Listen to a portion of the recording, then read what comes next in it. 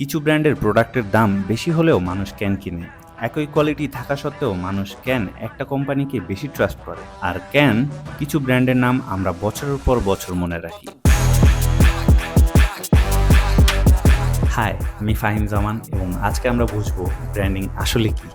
অনেকেই ভাবেন ব্র্যান্ডিং মানে শুধু কালার, লোগো অথবা ওয়েবসাইট, কিন্তু সত্যিটা হলো এগুলো জাস্ট ব্র্যান্ডিং এর কিছু ইম্পর্টেন্ট টুলস।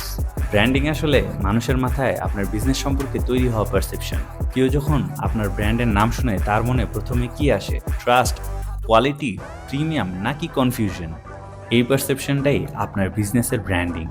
এ কারণেই মানুষ কিছু ব্র্যান্ডের প্রোডাক্ট দাম বেশি হলেও কেনে। এই কারণেই একই কোয়ালিটি থাকা সত্ত্বেও একটা কোম্পানিকে মানুষ বেশি ট্রাস্ট করে। আর এ কারণেই কিছু ব্র্যান্ডের নাম আমরা বছরের পর বছর মনে রাখি। কারণ মানুষ আগে প্রোডাক্ট কিনে না, মানুষ আগে পারসেপশন কিনে। আর সেই পারসেপশন তৈরি করে ব্র্যান্ডিং। আপনি কি সেল করেন সেটা না, বরং মানুষ কি অনুভব করে অ্যান্ড ক্যান মানুষ মনে রাখে, সেটাই আসল branding. And if you found this video helpful, please follow or subscribe.